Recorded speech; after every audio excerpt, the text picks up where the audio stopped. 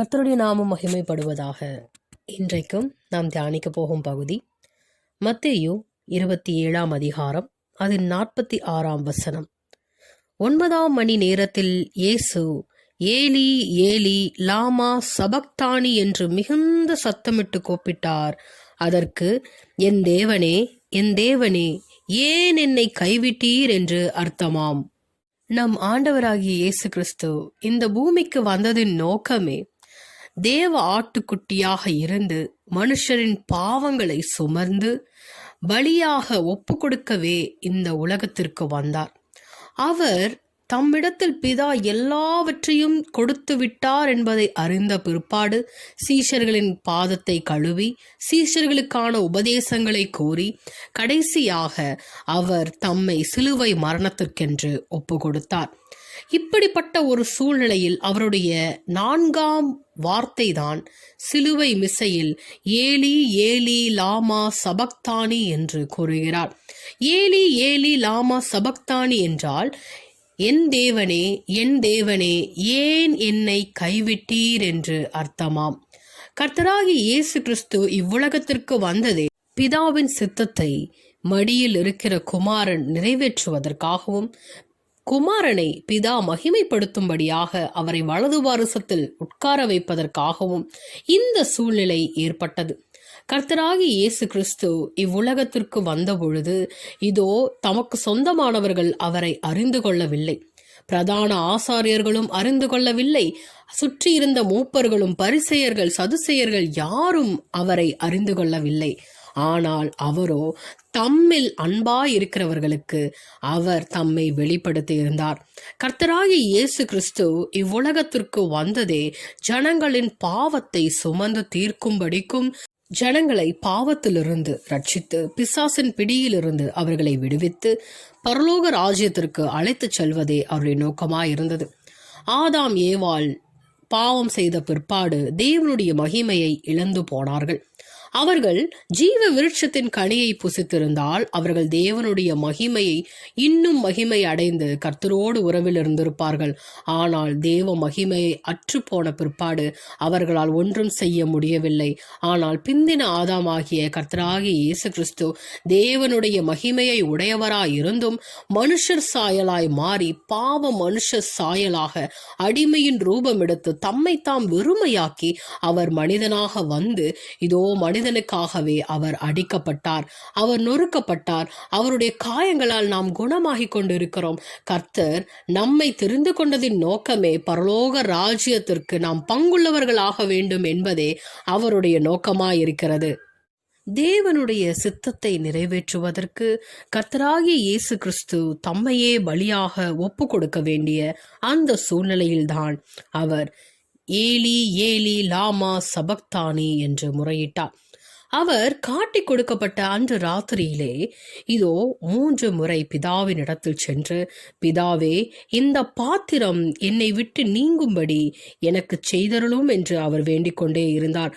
ஆனால் அதற்கு பிற்பாடு அவர் கூட, இந்த பாத்திரத்தில் நான் பானம் பண்ணினால் ஒழிய இது என்னை விட்டு நீங்க கூடாதாகில் உம்முடைய சித்தத்தின்படி ஆக கடவது என்று ஜபம் பண்ணினார். இந்த பாத்திரம் என்னை விட்டு நீங்க வேண்டும் என்று அவர் கூறினது என்ன? என் பிதா கொடுக்கும் பாத்திரத்தை நான் பானம் பண்ணாமல் இருப்பேனோ என்று அவர் பேதுருவிடமும் கூறினார். பிதா கொடுத்த பாத்திரம் என்ன? நாம் இன்றைய கிறிஸ்துவ ஜீவியத்தில் நமக்கு கர்த்தர் வைத்திருக்கும் பாத்திரம் என்ன என்பதை நாம் அறிந்து கொள்ள வேண்டும். தேவனுடைய சமூகத்தை நாம் நித்தமும் தேட வேண்டும் என்றே கர்த்தர் நம்மில் விருப்பமாய் இருக்கிறார். கர்த்தர் நம்மிடத்தில் விரும்புவதே அவருடைய சமூகம் நமக்கு முன்பாக செல்ல வேண்டும். அவருடைய பிரசன்னத்தை நாம் எப்போதும் உணர வேண்டும். அப்படிப்பட்ட தேவ பிள்ளைகளாய் நாம் வாழ வேண்டும் என்பதே அவர் விரும்புகிறார். அப்படிதான் கர்த்தராகிய இயேசு கிறிஸ்துவுக்கும் ஒரு பாத்திரம் கொடுக்கப்பட்டிருந்தது. அது உலக மக்களின் பாவத்தை சுமந்து தீர்க்கும் பொழுது பிதாவுடைய பிரசன்னம் ஒரு நிமிடத்தில் விலகி போகும். அந்த நேரத்தில் கர்த்தராகிய இயேசு கிறிஸ்து அந்த பாத்திரம் மாத்திரம் என்னை விட்டு நீங்கும்படி செய்தருளும் என்றே கர்த்தர் கேட்டார். ஏனென்றால் அவரால் எல்லாவற்றையும் சகித்து கொள்ள முடியும். வாரினால் அடித்தார்கள், சகித்து கொள்ளுவேன். இதோ முகத்தில் துப்புவார்கள், அதையும் சகித்துக் கொள்ளுவேன். என்னை தூஷணமாக பேசுவார்கள், அதையும் நான் சகித்துக் கொள்ளுவேன். இதோ மனுஷர்கள் எல்லோரும் என்னை அவமாய் எண்ணுவார்கள், அதையும் நான் சகித்துக் கொள்வேன். என்னோடு கூட இருக்கிறவர்கள் எல்லோரும் என்னை பார்த்து இகழுவார்கள், அதையும் சகித்துக் கொள்வேன். என்னை அடித்தாலும் என்னை நிந்தித்தாலும் எல்லாவற்றையும் என்னால் சகித்துக் கொள்ள முடியும். ஆனால் பிதாவுடைய பிரசன்னம் என்னை விட்டு விலகினால் அது என்னால் சகித்து கொள்ள முடியாது என்பதை கர்த்தராகிய இயேசு கிறிஸ்து தம்முடைய மனதில் இருந்து இந்த ஜெபத்தை அவர் தனக்காக ஏறெடுத்த முதலாம் ஜெபம் இதுவே. இதோ கர்த்தராகிய இயேசு கிறிஸ்து அநேகருக்காய் ஜெபித்திருந்தார், முழுவதும் ஜெபித்திருந்தார். ஆனால் அவர் தனக்காக ஜெபித்த ஒரே ஒரு ஜெபம், 3 தரம் ஜெபித்த ஜெபமே இதுதான். என்னுடைய இந்த பாத்திரம் என்னை விட்டு நீங்க கூடுமான அதை நீங்கும்படி செய்யும் பிதாவே என்று. காரணம், பிதாவையும் அவருடைய பிரசன்னத்தையும் விளக்குவது அவருக்கு அது கடினமாயிருந்தது. அதைத்தான் இப்போதும் நாம் நினைக்க வேண்டும். கிறிஸ்தவனாக வாழும் பொழுது நாமும் இந்த வார்த்தையை ஒவ்வொரு நிமிடமும் நினைத்திருக்க வேண்டும். என்ன வார்த்தை? என்னுடைய தேவனுடைய சமூகமும் பிரசன்னமும் என்னை விட்டு விலகாமல் இருக்கும்படிக்கு ஒவ்வொரு நாளும் நான் என்ன செய்ய வேண்டும், அதற்காய் நான் எப்படி ஜெபிக்க வேண்டும் என்பதை அறிந்து இதோ நாம் தேவனோடு சரியான உறவில் சீர்திருத்தி கொண்டு நம்மை நாமே சோதித்து அறிவோமாக. இதோ நம்மை நாமே சோதித்து அறிந்தால் நாம் நியாயம் தீர்க்கப்படும்.